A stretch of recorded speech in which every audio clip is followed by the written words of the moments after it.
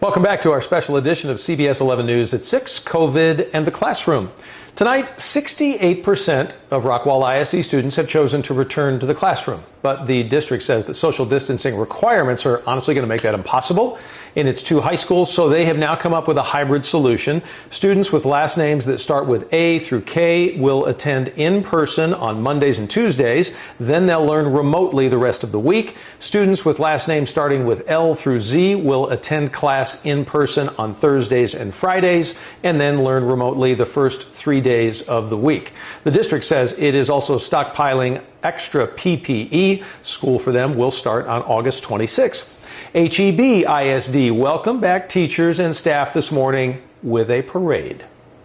Let's go Broncos, go teachers! District's more than 2,800 employees representing 30 schools were invited to this drive-through celebration. This is in the parking lot of Pennington Field in Bedford. This is great. It brings us all together. This is exactly what HEB ISD needs right now. I'm just happy to be here. Our community is Our community, we rock. I love to be a part of this. I love to see the faces. I love to see the superintendent. I love to see the board members. I'm ready. Board of Trustees, along with local businesses, handed out some free swag as well to the employees. HEB ISD's first day of school is coming up Tuesday next week. A new option for working parents in North Texas is out there because virtual learning is getting underway for so many. Theater Arlington is offering a daytime support program for children in grades 3 through 9. Students will get breaks and can even take part in maybe yoga or art.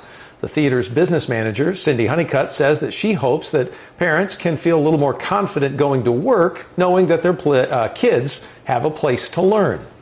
They're not teaching because teachers are already in place for the virtual program, but they'll be able to help them use those tools that have been given to them to the best of their ability.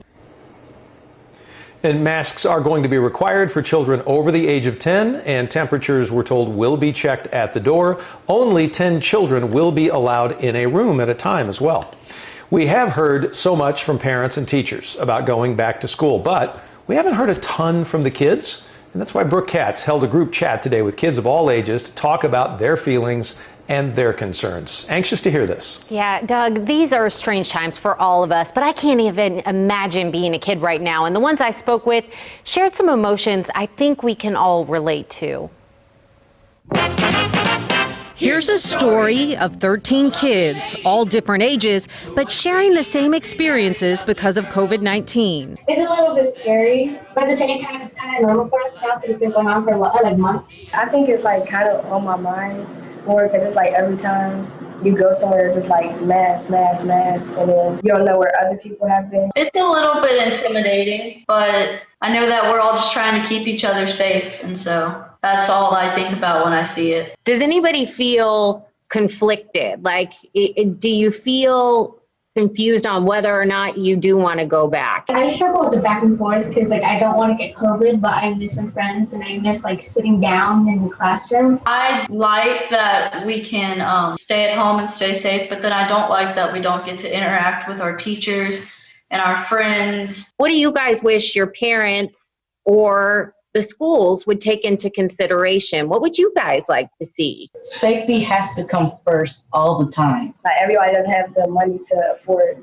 if somebody has to get serious. For a generation raised with electronics in hand, these kids say they miss face-to-face interaction. Would you guys be afraid to go back into the classroom with what's happening right now? Yes. I want to go back to school, definitely. I do miss class, but I don't really think I want to go back to class anytime soon. I would be worried too because like most of the people they're not going to follow the rules. You already know that. And for a little levity, a creative suggestion from one of our youngest interviewees. I wish my principal would think about every time we come in, we get ice cream. That will make going back better, huh?